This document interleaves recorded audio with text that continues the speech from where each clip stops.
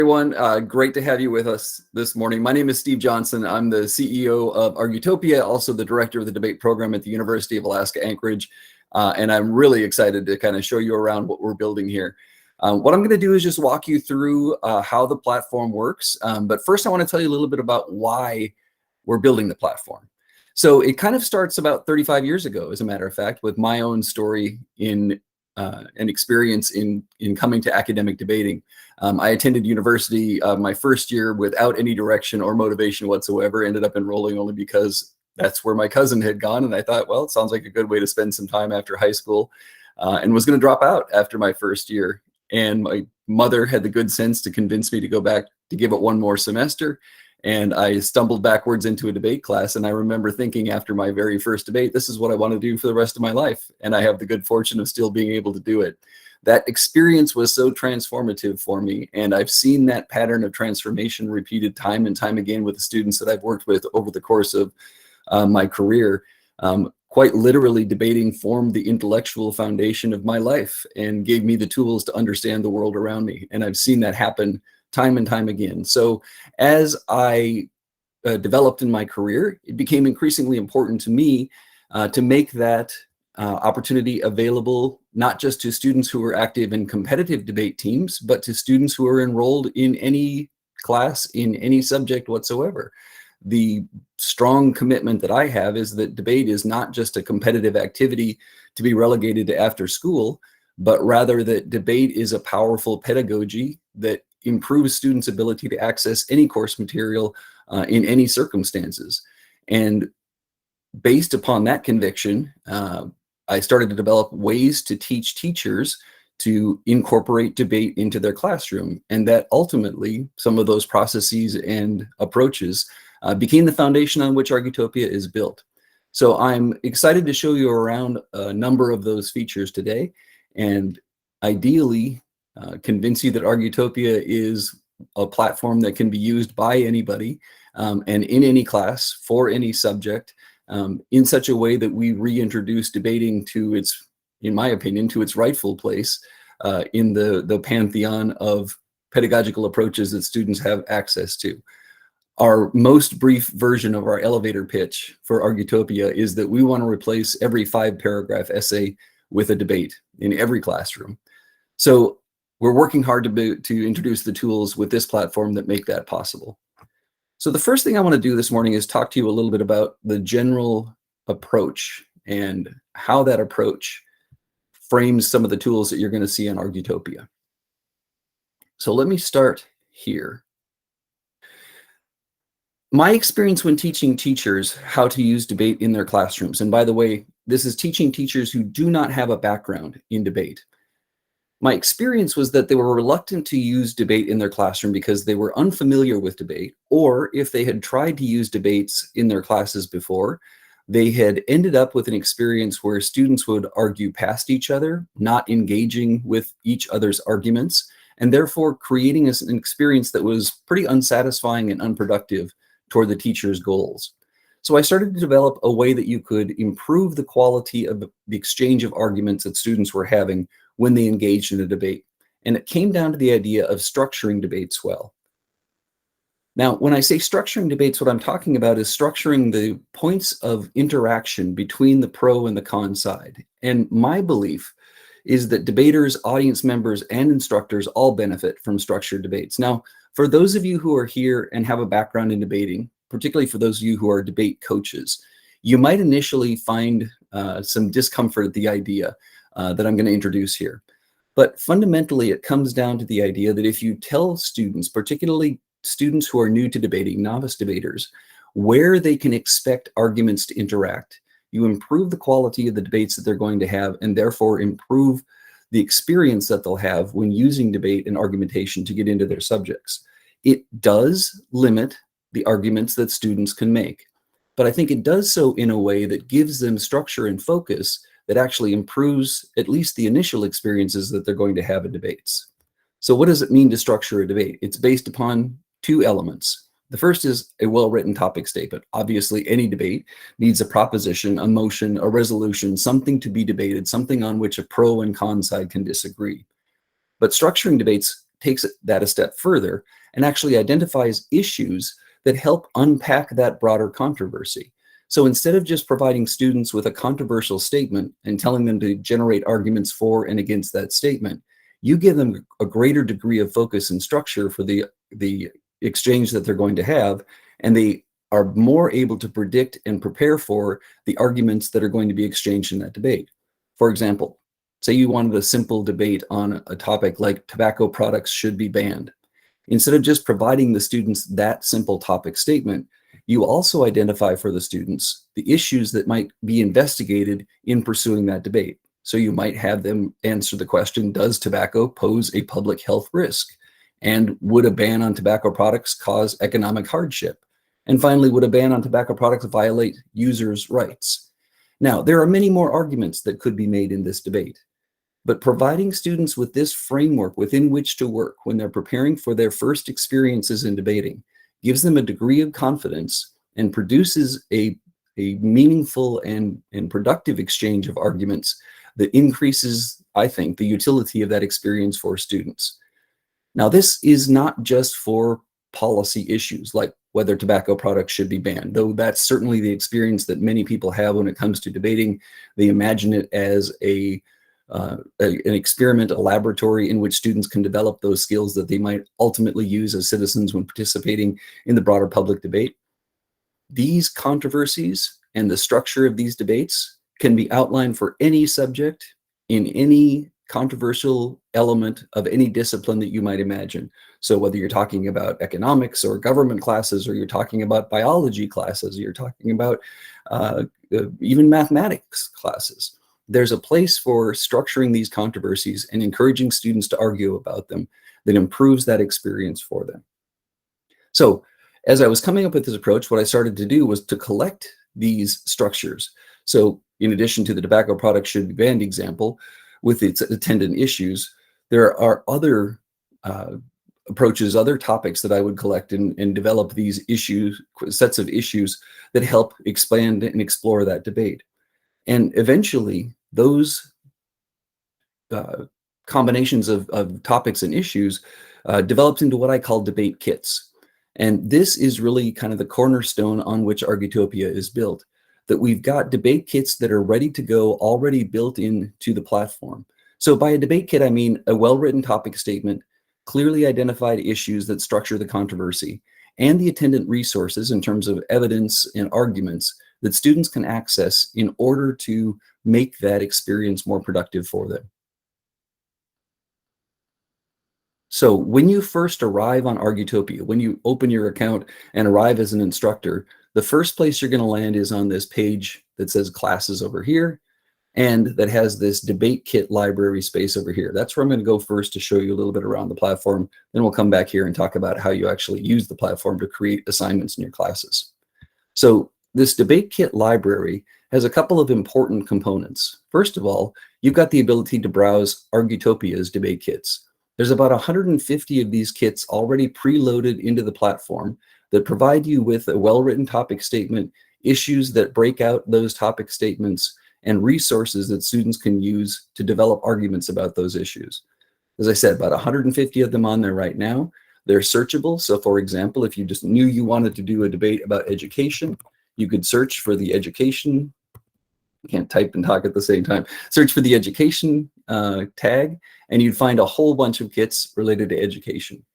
And many of these kits already have resources attached to them. So here's one on college tuition should be paid for all students with public funding.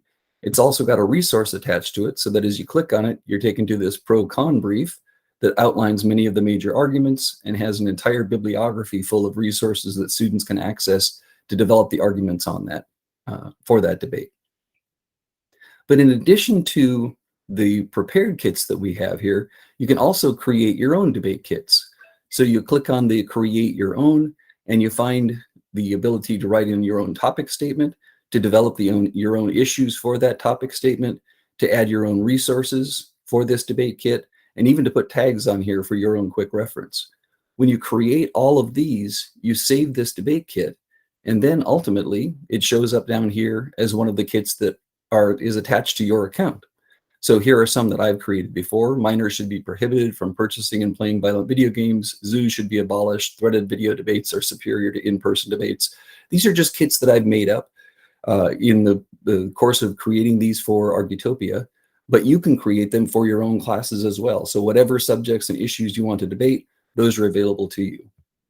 In addition to having those available to you, so here's this Zoos Should Be Abolished kit with my issues outlined here. Here are all the resources that I've added in for this one. If I'm really happy with this kit and I think others might like to use it, I could even publish this kit out, make it available to other users on the platform, add it to the general library for Argutopia, and increase the number of substantive kits that are available for other teachers to use. So our goal is to encourage teachers to create these kits for their various subject areas, again, whether it's government or literature or science or what have you, and make those kits available to other people. So that social creative dimension of the site improves the resources that are available to teachers and students and makes them ultimately more useful. But again, you can edit these kits from in here, adding to them, changing whatever you want to change on them, and that's always available to you as an instructor. The final thing I would say is we've also got good documentation on how to write kits. So our documentation is relatively thorough. We've got information on how to produce good topic statements, how to write comprehensive issues, and how to find resources to attach to those issues. All of that is available in our documentation as well. So kind of understanding that is the basis of Argutopia, that we aspire to be a platform that allows any teacher to introduce debate to their classroom, and that we want to build out resources that are available to teachers that make their job easier because there are prepared materials that they can build upon or use right off the shelf. Let's talk about how you go about incorporating Argutopia into your particular class. The first thing you want to do when you arrive at the platform is to create your own class. So that's as simple as clicking on this button, giving your class a name, and then specifying the dates during which the class is going to be available. Typically, this is for a semester. So let's say we're going to run this one up until the middle part of December, and that's going to be a class. So once you've done that, you're taken right to that class. And then the next thing you want to do is to add students to your class. The way to do so for Argutopia is make sure that you're in your class. So here again is that landing page. Here's the Argutopia 101 class that I just created. Go to that class, click on students, and you'll see in the upper right-hand corner this button that allows you to invite students to your class.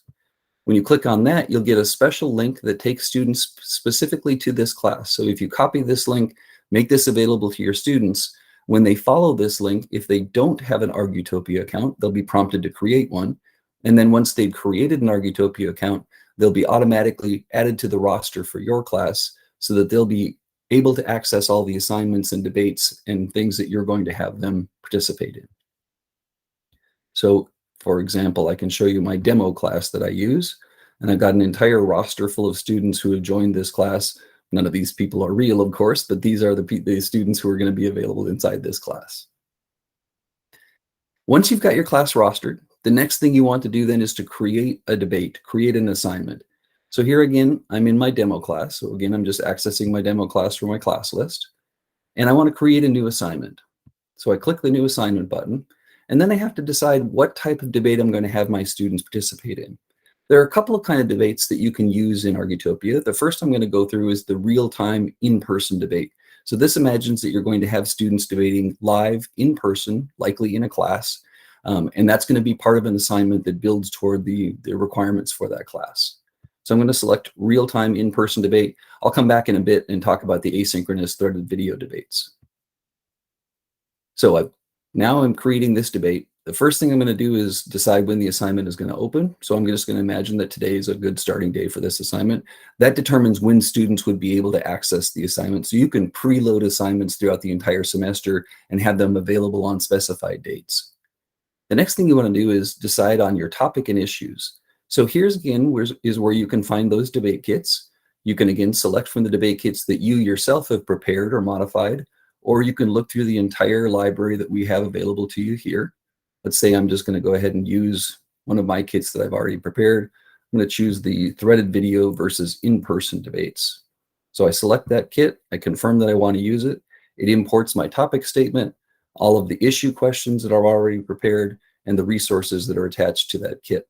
Now you can modify these at this point. You can change wording or add resources if you would like, but if you're satisfied with what the kit has produced, you click next and move on to the next phase of the assignment. Now the next thing you're going to be asked when you're creating a debate is whether or not you want the audience members, those people who aren't participating in a particular debate, to be responsible for judging the debate. And when I say judging the debate, I'm not necessarily talking about the importance of deciding a winner and loser, but instead I'm talking about thinking through who won, pro or con, and more importantly, why that side won. One of the things that I've come to believe strongly is that while participating in a debate as an advocate is certainly a productive experience, there's a great deal to be said about the value of watching a debate and making a decision about the winner and loser. Matter of fact, I've gotten to the point in my career where I think that the value of actually engaging in debate does more for audience members than it does for the advocates. We'll talk even more about that when I show you the deliberation feature. But for now, I'm going to say, yes, I do want the students who aren't debating to decide upon the winner of a debate. And I'm going to want them to decide in groups. So in addition to just making an individual decision about who won the debate, which I can choose to do, I can also schedule the students to be put into small groups to have discussions about and deliberations about whether the pro or the con side won a particular debate. So again, I'm going to talk a little bit more about that down the road. For now, I'm going to say, yes, I do want my students to participate in the judging of a debate by having that discussion in a group. Next thing then is I need to decide what format of debate I'm going to use. So there are a couple of different ways that you can approach the format for debate, and understand that there are many different formats for debate. There are simple 1 versus 1 debates. There are 2 versus 2 debates, 3 versus 3, 4 versus 4. There are role play debates like mock trial and moot court, Model United Nations. There are even variations, among 2 versus 2 debates. There's policy style debates, there's public forum style debates, there's parliamentary style debates. You have the ability to choose whatever format you would like, or to design your own format for your particular needs. So if you want to design your own format, you click on this button, you choose what type of debate you're going to have, a 1 versus 1, 2 versus 2, etc. Let's say we're going to have a 2 versus 2 debate. And that then takes you to our format designer. So here is where you can build your own format from the ground up. You can add speeches to that format, give them a name. So we're going to call this one a constructive speech. We're going to make sure that the first pro speaker gives that first speech. And let's say we want them to give a speech of 5 minutes. Once you're done with that edit, that's your first speech. And then perhaps after that speech, you want to have a cross-examination period. So you click interaction. That's an interaction between the debaters. And you're going to give the opportunity to cross-examine the first pro speaker by the first con speaker.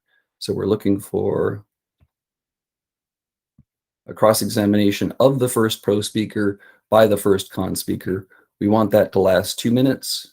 I complete those edits, and that adds that to the format. I can keep building that entire thing out, including adding notes. For example, if you wanted to include preparation time, you can make clear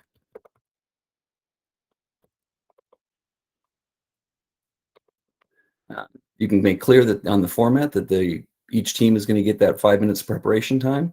And if you decide that you want to reorder things, you can simply drag and drop things in the order to make sure that they're in the order that you want. But if you don't want to go through the entire process of building out your own format, you can have us suggest a format for you. So here, instead of choosing design my own, I've chosen suggest a format. Again, I've decided I want a 2 versus 2 debate. And then we ask you how long you want your debate to last. So say you want a relatively short debate of about 30 minutes. We then provide you with a number of prepared formats that already meet those parameters. It's a 2 versus 2 debate that'll last around 30 minutes. You've got about 5 or 6 different options here that meet that criteria. If I want a 1 versus 1 debate that is about 30 minutes, I've got a variety of different options that exist down here as well. And when you choose those debates, you choose those options, then you can review what they are. You can actually hover over the information icon there and get a sense of what each of those different formats looks like and how they're constructed. and decide which one you want. So we're just going to choose our simple 1 versus 1 format for this case and move on to the next phase. What you get then is access to this designer again, but this one is already populated with all of the speeches that are part of that format. Now here you can make slight changes to this format if you would like. You can edit or change the order of things, but we're going to say that we're happy with this order and move on to our next phase.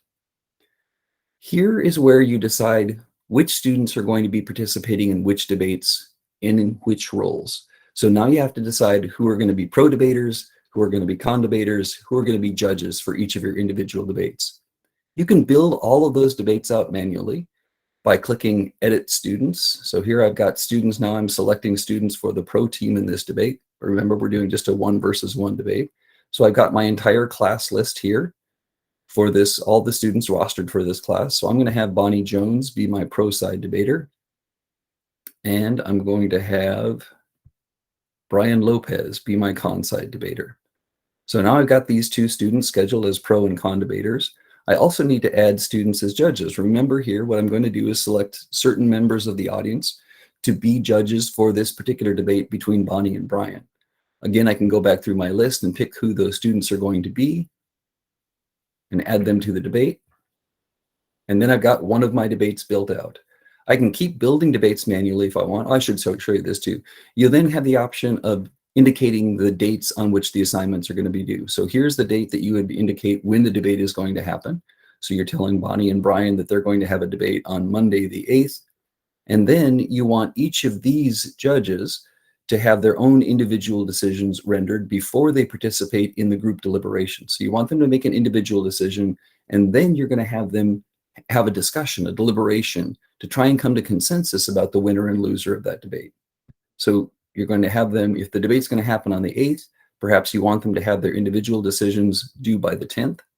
And then on the 12th, they're going to come back together after they've done their individual decisions and have a discussion where they're going to try and reconcile their perspectives on the debate by having that deliberation to try to reach consensus.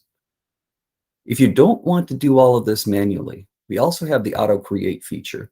So the auto create feature allows you to, or allows us to do the scheduling for you. So in this class, I've got 26 students. I want to make sure that all of them have a chance to participate in the debate as a pro or con debater. So I'm going to add all of those 26 students to the students who will be scheduled. And I also want all 26 of my students to have responsibility for judging at least one debate. So I'm going to add all them as well. Now, the nice thing about the auto schedule, about letting us do the scheduling for you, is that we make sure that we get a balanced number of pro and con debaters, and that each student who is assigned to a debate as an advocate, a pro or con debater, will have a different debate that they're going to be assigned to judge. So if I'm satisfied that all 26 of these students should be debaters and all 26 of them should be judges, I simply click Create Debates down here. And now you've got all 26 of your students scheduled into a number of debates. In this case, it would be 13 debates in order to make that debate, to give each person an opportunity. Now, what you're going to see here is some of these groups that are judging are pretty small. Usually just 2 people. That's because we've got 13 different debates, and we want to make sure that everybody gets a chance to do some judging for a debate, and that every debate gets that feedback from their peers. So we've got smaller groups here, but you can add additional students if you want to give more responsibility to students or have them judge multiple debates. You can add them in here, make edits to all of these debates. And if you decide for whatever reason that you want to switch people's roles, it's as easy as dragging and dropping those people to those different roles. So I want to switch Harold and Jennifer's roles here. Let's say I want to make sure that Craig doesn't work with Mark. So I'm going to switch Craig down to a debate down here, and I'll move Elizabeth back up here. And I can do that for all of the debates that I have available, making all of those changes. And once I'm satisfied with all of those debates that they look the way that I want them to, I click Next. And that gives me the ability to see the entire assignment in one page. So here I've got all of the details about the assignment, the date, the type of debate that we're going to have, the topic and issues, our resources that will be available to students, that the decision will be made by collaborating a group decision for the judges. I've got a review of the format, and then I've got all 13 of the debates that I've created available for my review here. Again, if you notice anything that you're not happy with, you can return back to the previous screen and have the ability to edit all of those debates again. The nice thing about this is it confirms for you that you're not going to have any problems with scheduling. So here's our first debate that's going to happen on the 2nd of August. And we have group consensus that's going to follow immediately. But then we've got debate number 2 scheduled for the 3rd of August, the 4th. Debate number 4 is on the 5th. Then we skip the weekend automatically and schedule the 5th debate for the following Monday, the 8th. And all of that scheduling is already taken care of automatically for you. Once I'm satisfied with all of that, I click Create Assignment. And there's my threaded video debate that I was working on. That assignment is now available to all of those students in the class, and they'll have the ability to access those resources, understand what their roles are, know when their assignments are due or when their debate is going to occur, and have a good overview of the entirety of that assignment for that process. I should have said at the outset, but we'll say again now, if you have any questions about anything I'm covering, don't hesitate to interrupt or interject. I would be more than happy to let you know, to answer questions or go into more detail on any of the things I'm covering here. The next thing I want to show you is a little bit more theory that explains how Argutopia works, because so far we've talked about creating an assignment. We've talked about the basis of the structured debate, the debate kit that includes the topic and the issues. But the next part of Argutopia is a visualizer that helps the students understand what they're supposed to do in the debate. So let's talk about the visualizer. Remember this topic that we were working with earlier, that tobacco products should be banned. The visualizer is a way that is a way of illustrating what's happening in the debate that guides the student's attention, whether they're a debater or an audience member, to better understand the exchange of arguments in the debate. So remember those 3 issue questions that were related to this topic that tobacco products should be banned. You can imagine those issue questions as being ways that are structured for the area of the debate to occur. So here, for example, we've got the 3 issue questions. Does tobacco pose a public health risk? Will a ban cause economic hardship? Will a ban violate tobacco users' rights? And that's laid out in a space that gives students indication of where they're going to make their arguments. If they're a pro-debater, they know that they have to make arguments for tobacco use, economic hardship, and violating tobacco users' rights, as does the con. But the visualizer helps them understand that they're supposed to make arguments that interact with the pro and cons arguments in a particular area. There are 2 types of interaction that will allow them to make these moves on this board.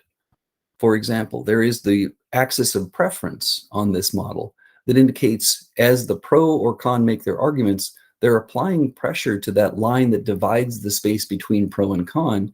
And the goal of making those arguments is to move that line to the left or right, to occupy more space in that model, in that visualizer when talking about winning the debate. They also can apply pressure to or apply energy to the axis of significance, where one issue becomes increasingly important, the other issues might recede in significance in terms of the audience making their decision. So, for example, if you're making arguments and engaging arguments from the other side between the pro and the con debaters, you might see those lines on this visualizer adjust as those arguments are made. So in issue number 1, the pro side is winning, the line has moved to the right, and they now occupy more space in that issue. In issue number 2, the con side appears to be winning. They've made arguments that apply pressure to that line, and they're occupying more space in that issue. But remember, those issues are also interact with one another. So as one issue becomes increasingly important or increasingly significant in the mind of the audience based upon the arguments that the debaters are making, the other issues become less significant or recede in significance. This is comparative argumentation, where you're making arguments about why one element of the decision is more important than another element of the decision. So you can imagine this model at the outset of the debate being completely neutral. Pro and con have an equal amount of space in each of the issues, and each of the issues are relatively equal to one another. But after the debate, once all of the arguments have been made and recorded on the model, a model that looks like this, a visualizer that looks like this at the beginning of the debate, might look something like this at the end of the debate. And the nice thing about this visualizer is you can tell just by looking at the model, just by looking at the allocation of territory, who won the debate, and more importantly, you can tell why they won the debate. In this case, the pro side won the debate pretty clearly because they occupy the most total space in the entire visualizer. This issue is, the first issue is clearly won by the pro side. The line is moved all the way to the right, and this is the largest among the three issues, meaning it was the most important issue in this judge's estimation. Now remember, this visualizer is relative to each individual who's watching the debate. So I can watch a debate and produce this version of the visualizer based upon my interpretation of the arguments. Another person watching the debate might see it differently and might allocate their model a bit differently, their visualizer a bit differently. But the great thing about this is it allows me to record the arguments that were made in the spaces that they were made. So here the pro made arguments about tobacco posing a public health risk. Those arguments included things like morbidity and mortality rates are significantly higher among tobacco users, and that cessation programs demonstrate that reducing rates of usage correspondingly reduces rates of morbidity and mortality. All of those arguments are recorded here on this model and represent my interpretation of the strength of those arguments relative to the other side's arguments and the importance of those issues relative to other issues. The utility of this visualizer kind of has three phases. In the first phase, before the debate, the visualizer helps the debaters, the pro and con advocates, decide where they're going to put their preparation efforts. So they know that they need to make arguments about these issues, and they know that they need to anticipate that the other side is going to make arguments about those issues as well. So it guides their preparation, providing them with a blueprint for how the debate is going to unfold. During the debate, the visualizer helps scaffold the audience's attention so that they understand the arguments that are being exchanged, why the debaters are making those arguments, and how those arguments affect the decision that they, as an audience member to the debate, have to make ultimately once the debate is done. And then finally, after the debate, the visualizer allows the audience to illustrate their decision and, importantly, to participate in that deliberation process where they can compare their allocation of the visualizer, their rendering of the debate, their understanding of who won and lost. They can compare that with other people in the audience, having those discussions about which arguments they think are strong and why those arguments are most important in their decision. I show you all that because the next thing I want to show you in Argutopia is what the students will see when they log on to take a look at their assignments. So I'm going to show you the demo model for a debater on our topic about threaded video debates. Remember, this is the assignment that I just created. When a student then arrives on the site as a debater, they're going to see this entire outline or this entire visualizer available to them. So they know the topic they're going to debate, and they understand the different issues that they're going to have to develop arguments for or be prepared for the other side's arguments for. Up here, they can find all of the members of the debate. Of course, this is just our pro and con demo debaters and our demo judges. They can find a link to all of the resources that were available for this assignment, and they can find all of the details about their role, the instructions that have been made available to them, the format that they're going to have, and they can get even more detail on that format if they want. And so they can have information about how the debate will actually be managed when it's their turn to debate in class. But importantly, they can use this visualizer to start building out their arguments for the debate. So they can add their arguments in here, preparing claims and adding evidence and reasoning to all of the different spaces where they have arguments that they need to make. They can use that then to build out the entirety of that debate and prepare for the debate that they're actually going to have in class. I'll show you another version of this. I'm going to go to a different class now.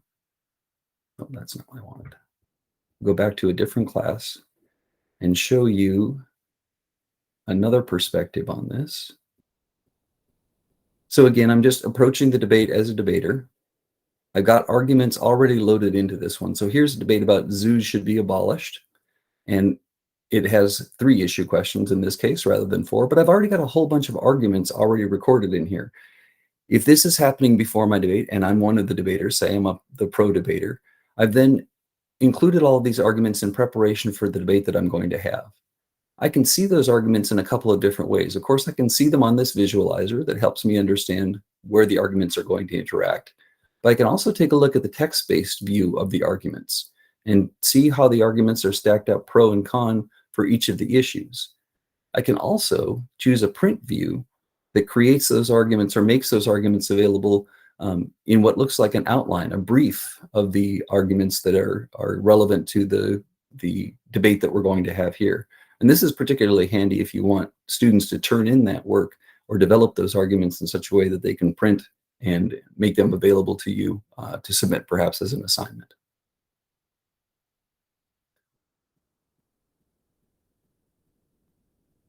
So again, this is about creating an in-person debate.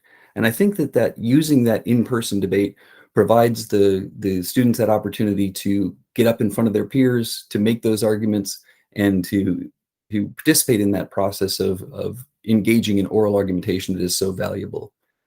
But one of the things that I kept hearing from teachers that I was working with as well is that debates take a long time in their classes. And that makes sense. Consider you got a class of 26 students, you're going to have 13 debates so that each of those 26 students can be a pro or con speaker in one debate. If each of those debates takes 30 minutes, you're talking about 7.5 hours of class time, which is a significant amount of class time to dedicate to just doing a debate, particularly if you have a lot of content to get through, particularly if the class is not about debate, but is using debate as an assignment. So what we came up with is a way to have threaded video debates that allow students to participate in that debate outside of class. So I'm going to walk you through how to create a threaded video debate now. Again, I'm back here in my demo class. I'm going to make a new assignment. And this time I'm going to choose that we're going to have the debate asynchronously through threaded video. I click on that. And then much of this begins to look familiar. It asks when the assignment will open. I have to decide what I'm going to have my students debate. So in this case, I'm going to have them debate that minors should be prohibited from purchasing and playing violent video games. That imports all of my resources, my issues, and everything's ready to go. I click next here.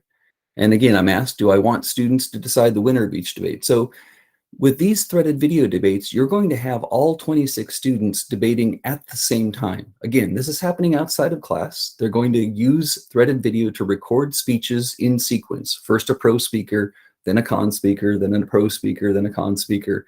So at the end of, say, a week's worth of recording, you're going to have 13 different debates that are available for students to go back and analyze. So I'm going to have my students decide upon the winner of each of those debates as well. And again, I want them to do that in groups because I want them to have that discussion about reaching consensus on who won and lost. In this case, I'm going to have students debate in a 2 versus 2 fashion. And so because we're going to have all of these debates running simultaneously, I now have to make decisions about when each of those speeches is going to be due. So in this case, I can either input all of that information manually, deciding each of the links to the speeches and the due dates, or I can do an auto schedule feature as well that just pops those dates in there. So all of these speeches now are going to be 5 minutes. Each debate is going to have 2 pro and 2 con speakers giving 1 5-minute speech. Here's the order in which it's going to occur. So it's going to start on the 3rd. So my first pro speaker has to record their 5-minute speech by midnight on the 3rd of October, or 3rd of August, excuse me. Then the con speaker, after the pro speakers recorded their speech, the con speaker can go back and review that speech. They then have 24 hours to record their speech. The 3rd speaker, who is our second pro speaker, has 24 hours after that to record their speech.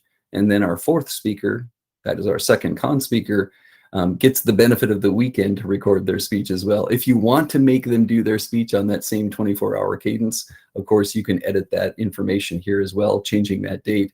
But we, by default, skip weekends, not making students have work due on the weekends. You can also adjust the dates of individual decisions and group deliberation. When I use this in my class, I have a deliberation day. So we spend 1 week compiling the debate, recording each of those speeches in sequence. The following week, I have them produce an individual decision for the debate that they watched. And then I bring them back all together as a class. And on one day, we break into small groups and have each of those groups analyze the debate that they've watched and come to a consensus about the winner and loser of those debates. So I can choose those dates as well. The next thing I have to do then is assign debate roles, because I've got all the dates assigned. I've made a decision about how long that debate is going to last, but now I have to assign the roles for that debate. Again, I can do so manually by editing each of the students and choosing from a list who will be pro and con and judges. But I can also just use the auto create feature here and include all of those students that I want. Now, if it's possible that you know some students are going to be missing, you might want to remove them from the roster of students who are going to be assigned to debate. In this case, I'd move Bonnie and Brian out of here because they're not going to be perhaps participating this week. They're going on vacation. So I want to make sure that they don't have any responsibilities for debating, and move them over here in terms of kept them out of the judging pool as well. So now I've got the students, the 24 students that I want to have debate. I click create the debate. And now all of these debates are put together with even numbers of pro and con debaters and even numbers of judges in each of the debates. And again, if you want to make changes, it's as simple as dragging and dropping, moving people around to the respective roles that you want them to be in. Once you're satisfied with all that, you move on to the final confirmation screen that allows you to see all of the details about the assignment. Now notice here, this is kind of a different looking speech schedule than we had last time. That's because all of the debates will run simultaneously. You've got your start date, you know when your first pro speech is due, first con speech is due, second pro, second con, when your individual decisions will be due, and when your students are going to have that group deliberation. And you can see each of the debates individually with the pro and con debaters, the schedule, and the judges assigned to that debate. Once I'm satisfied with all that, then I can create the assignment, and now that's available to my students as well. So what students will see when they go to this debate, when they have this debate available to them within Argutopia, they'll arrive at the same visualizer screen and have the same ability to use that to prepare. But they're also going to have a different version of the schedule. So here I've got a debater who is scheduled to do a speech, and it indicates that this speech is now available. They can go ahead and record this speech. I'm going to, let's see, I'll come back in this way. Once those speeches have been recorded, you can then go back and watch those debates or watch those speeches. And again, these are any of the other students that will arrive at this same screen. They can watch previous students' speeches and record their own speeches in sequence based upon their turn in the debate.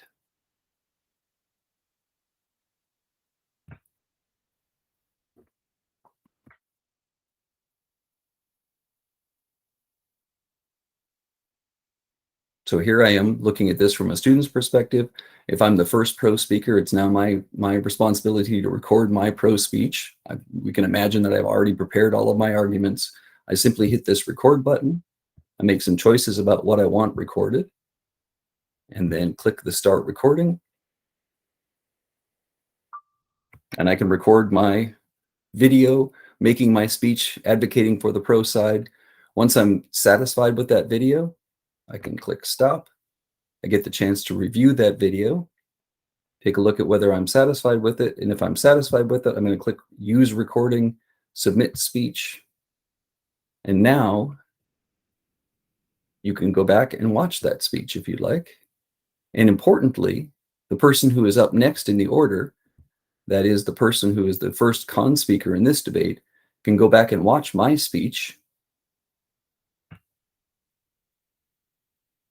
before they record their own speech. So there's the speech I just recorded. And when I'm ready, then I can go ahead as the first con speaker and record my own speech in response to that. What this allows the debaters to do, obviously, is to have that debate in a slow motion version of a debate. So each of them gets that 24-hour period to think about, prepare for, and record their arguments.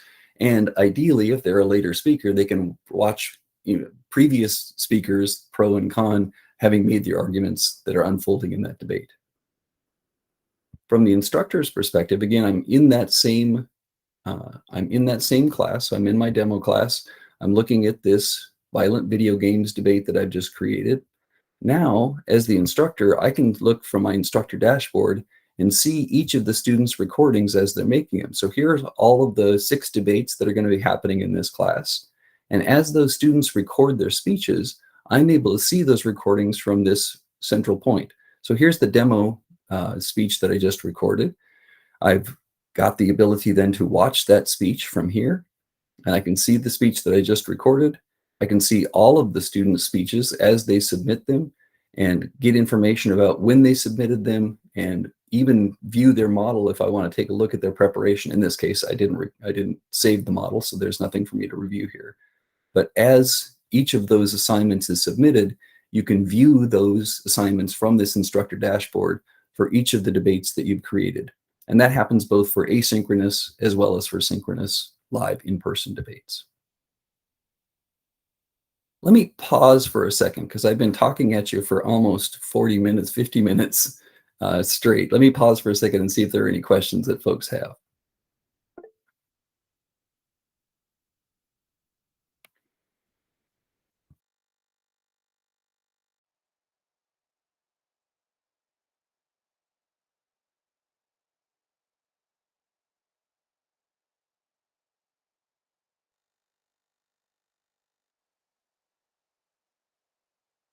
Sorry about that. I closed the wrong tab there. I'm back with you now.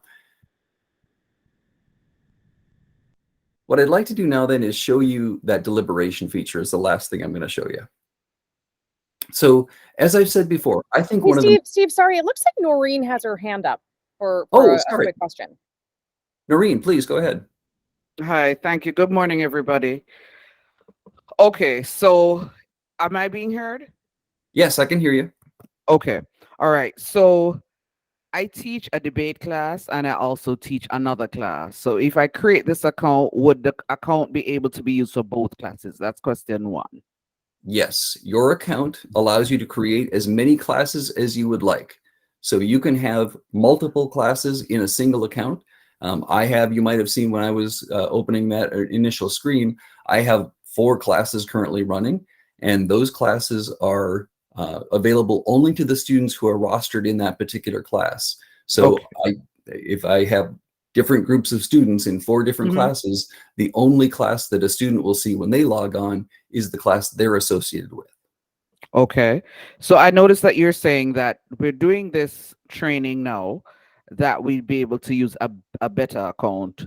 Is this then an account that would be free for us and for the students? And then if after this better account is used, say for this semester, would there then be a cost attached to using this?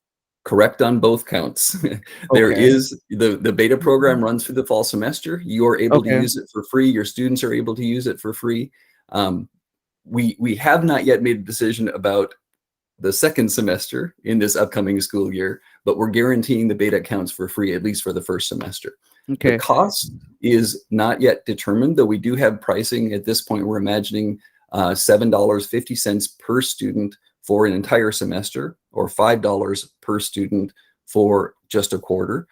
There are ways that students can pay for that individually. A lot of higher education applications, for example, expect students to buy those subscriptions on their own, but those can also be purchased as institutional licenses, so that when you buy a license for yourself or for your school, you can buy a license that provides a certain number of students access to that, to the platform.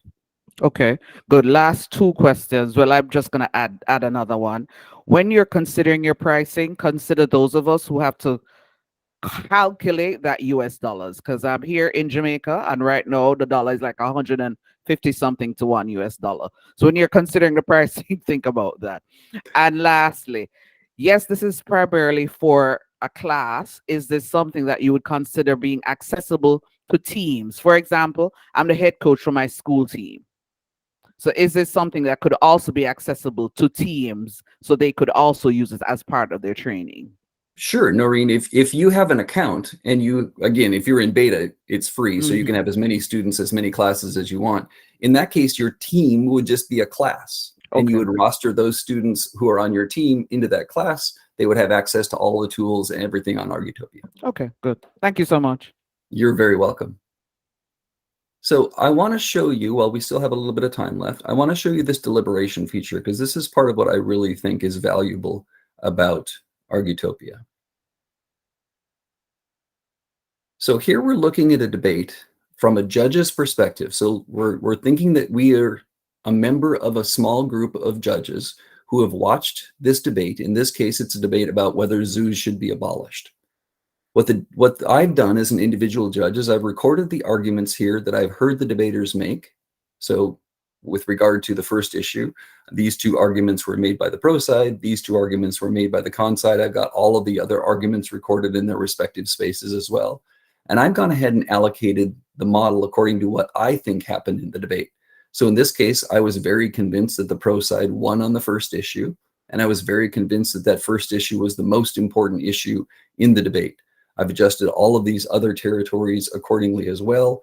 And that's produced a debate where the pro side is winning 78 to 22%, which means that the pro side has 78% of the territory. The con side has just 22% of the territory. If I change my mind about that, I can make different decisions. I can adjust this as well. If I've decided that the pro side, in fact, lost on the second issue, I can make that adjustment too. And you'll see the percentage allocation changes with that as well. Once I'm satisfied, I hit save the model. And now that model is available not just to me, but to the debaters who have participated in the debate and to the members of my deliberation group whom I'm going to have that discussion with to try and reach consensus about who we all think won and lost the debate. So remember, I had three people. In this case, I had three people watching this debate. I can see not only my model, I can see their models as well. So here's Steve's model, Steve Phillips's model. This is how he saw the debate, different than what I saw. Here's Timothy's model. He saw the debate very differently. But the cool part about this is all three of us can now sit down in a group and try to reach consensus on what we all can agree to in terms of the allocation of pro and con space. So the idea here is that having that discussion amongst people who have watched a debate about who won and lost is an important metacognitive activity. It forces people to think about why they prefer pro or con, about why they think one issue is more important than another issue. And making that argument to other members of your deliberation group improves the thinking that you're having about why you're making the decision that you're making.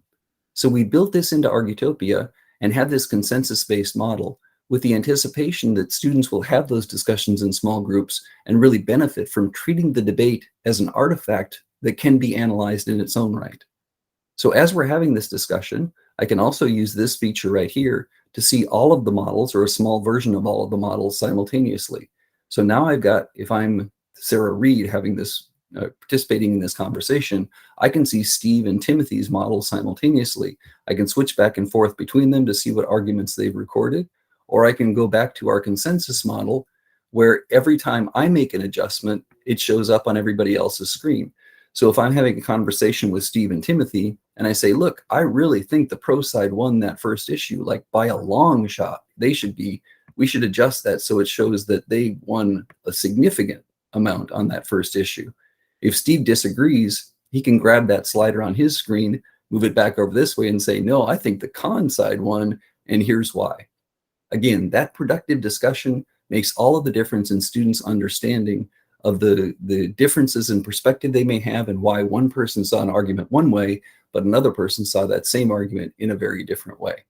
I found that to be an incredibly powerful part of the experience of engaging in debate for students. And importantly, it extends that utility of the debate beyond just those who are actually doing the debating.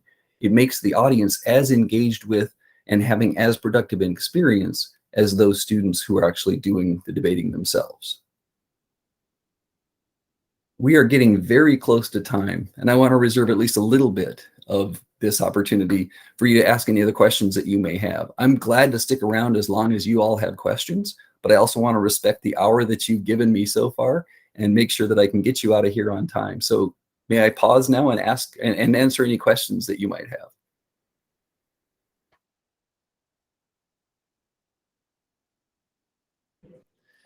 Hey, Steve. Danette has had her hand up for a long time. I think she might just be waiting. Oh, there it is. It doesn't show up as clearly on my screen as it should. Danette, what can I answer for you? Hey, I have two questions.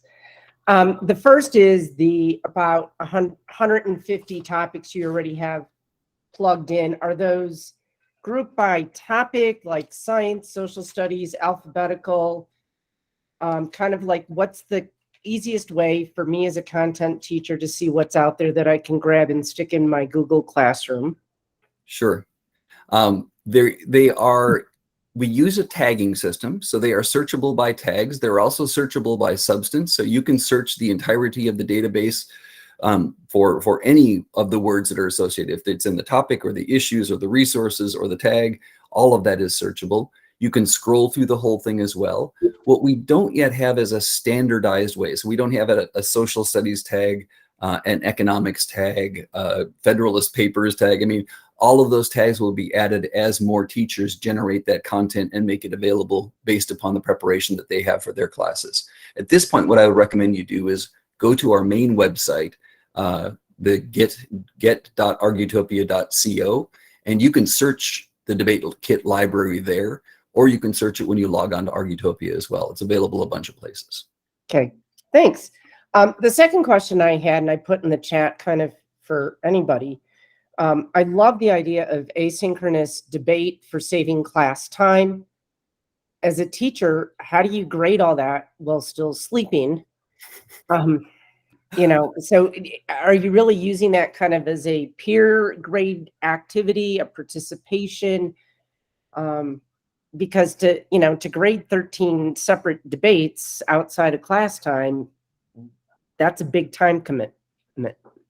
You're welcome to structure those debates however you'd like. If you choose not to grade the students' pro and con argument submissions, you don't have to. You can grade only the rationale that students develop as a decision that they've made in the debate. I mean, I understand teachers are burdened with a lot of things to grade, but you can structure these assignments any way you want.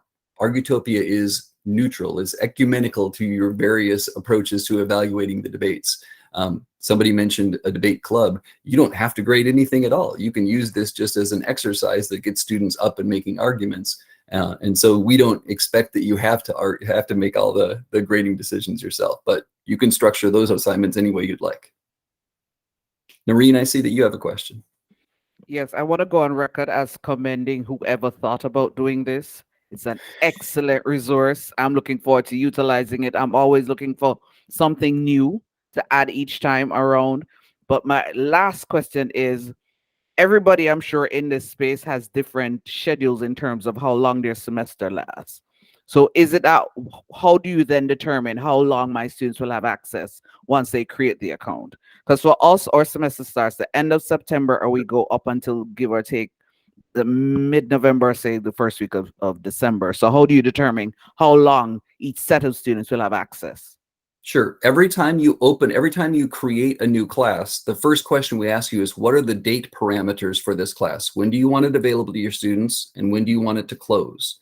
And of course, being a semester-based teacher, I indicate the beginning and the end dates of that semester so that those are available. You can extend that out as far as you would like. If for some reason you want students to have access to those debates that they have worked on over the course of the semester, long after that semester ends, you can set the end date for 5 or 6 years down the road. That's fine with us. We'll just keep the resources in our database. The student would be able to log on, see those resources or the videos they've recorded, and have access to them even after the class has ended. And you can edit those dates too. If in the middle of the semester you think, man, I want my students to have access to this long after this semester is over, okay, you can change those dates as well.